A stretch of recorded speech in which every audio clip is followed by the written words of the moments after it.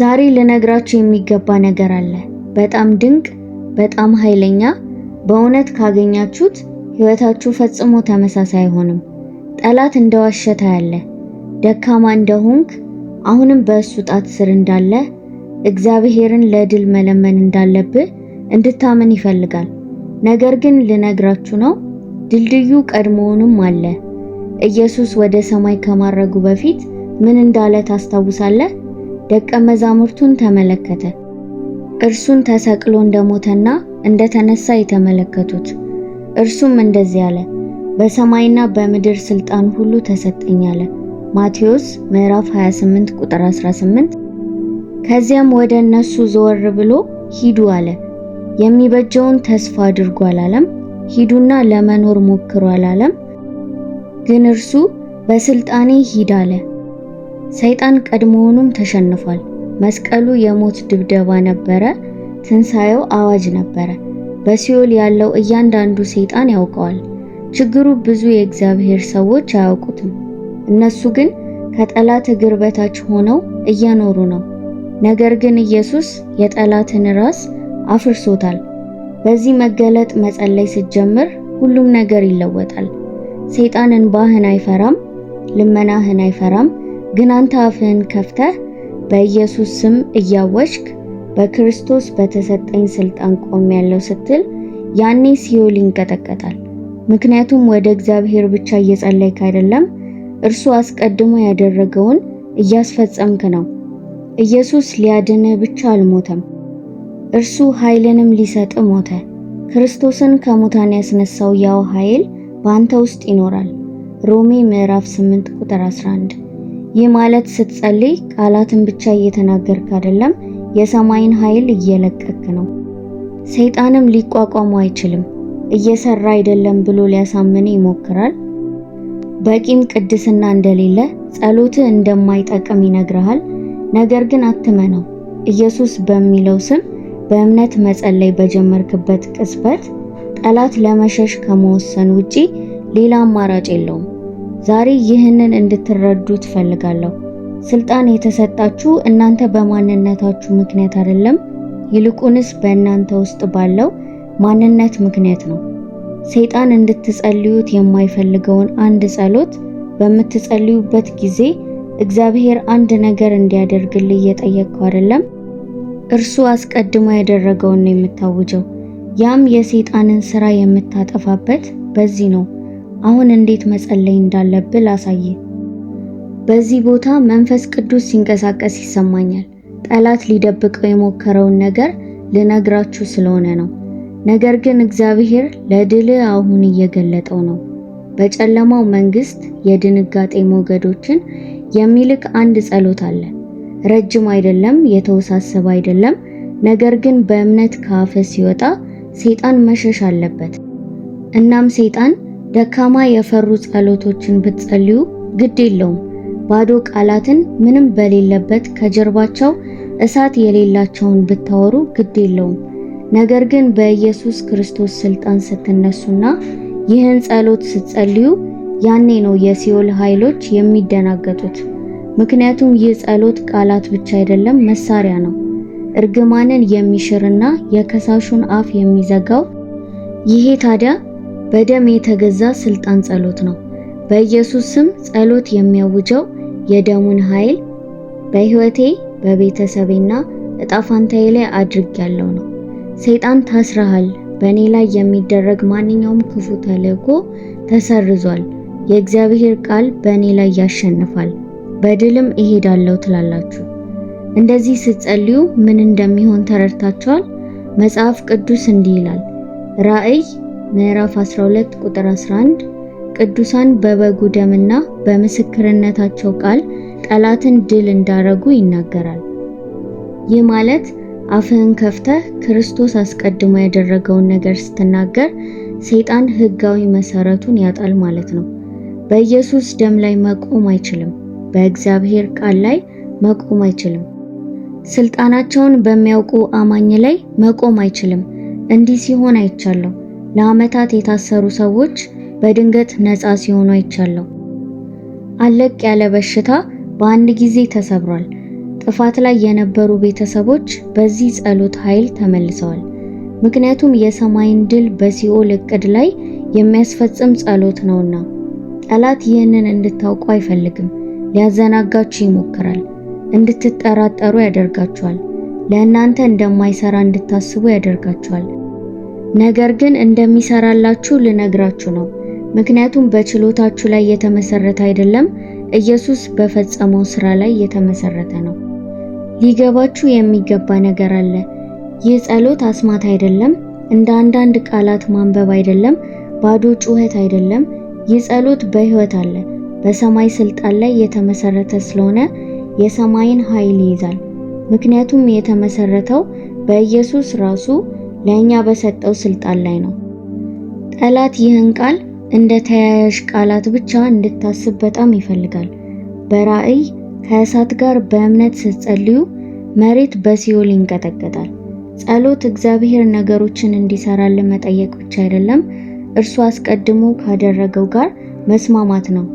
ኢየሱስ ተፈጸመ ሲል እርግጠኛ ነበረ፣ ድል አሸንፎ ነበረ።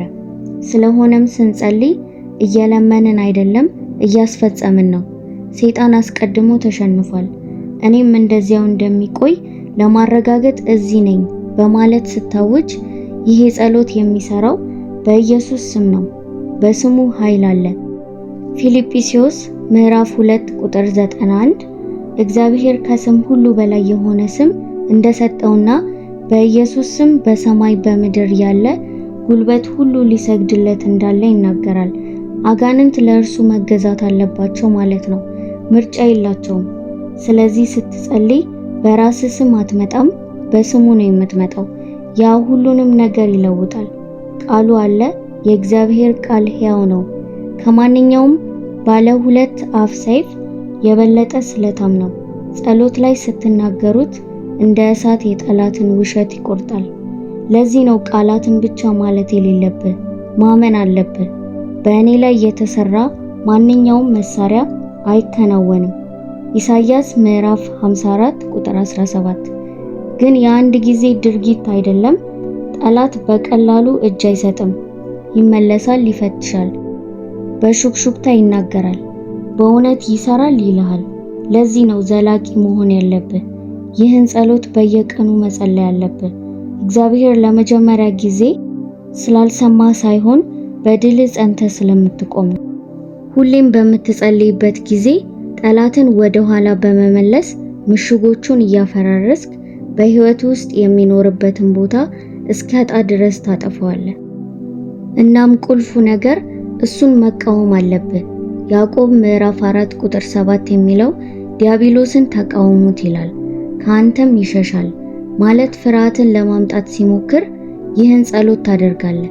በሽታን ለማምጣት ሲሞክር፣ ግራ መጋባትን ለማምጣት ሲሞክር ይህን ጸሎት ታደርጋለህ እና ወደ ኋላ አትመለስም። ምክንያቱም በተቃወምከው ቁጥር እየደከመ ይሄዳል። እሱ ከእንግዲህ ሊነካ አይችልም። ይህ ጸሎት ምን እንደሆነ እንድታይ እፈልጋለሁ። መሳሪያ ነው። በሰማይ እሳት የተፈጠረ በኢየሱስ ደም የተደገፈና በእጆች ውስጥ የተቀመጠ ነው። ስትጠቀምበት ሲኦል ራሱ በእምነትህ ኃይሉን ያጣል። አሁን በቅዱስ ድፍረት አብረን እንጸልይ። የተወደዳችሁ የእግዚአብሔር መንፈስ በጣም በኃይል ሲንቀሳቀስ ይሰማኛል። ምክንያቱም በዚህ ክፍል ውስጥ ሰንሰለቶች ሊሰበሩ ነው። አንዳንዶች የእናንተ ያልሆኑ ጦርነቶችን ስትዋጉ፣ በደም የተወረሱ ትግሎችን፣ ለዘመናት ቤተሰቦቻችሁን ሲያንገላቱ የነበሩ ሽንፈቶች አሉ። ነገር ግን ዛሬ በኢየሱስ ስም እነዚያ ሰንሰለቶች እንዲሰባበሩ አውጃለሁ።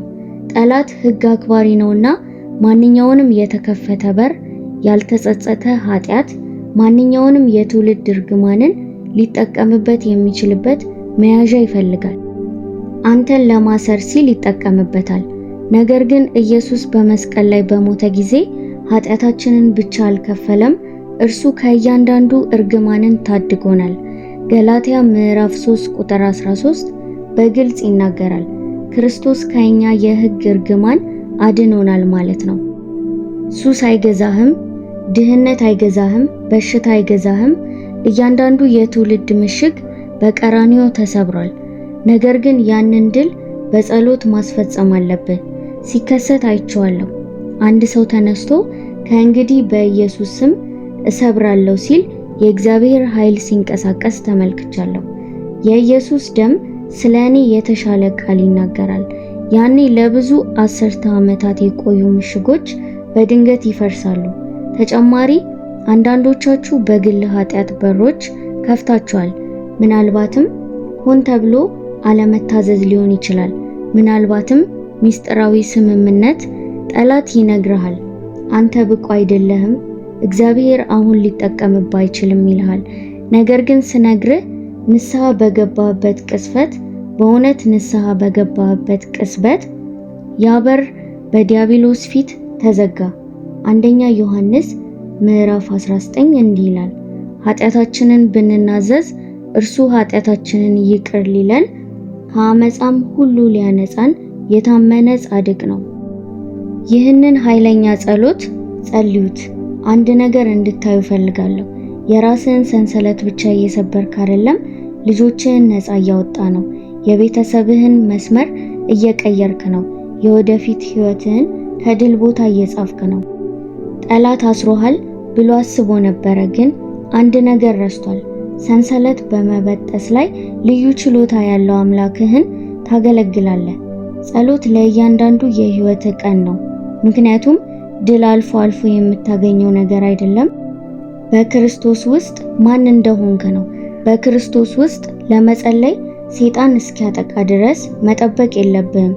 ሁልጊዜ ዝግጁ መሆን አለብህ።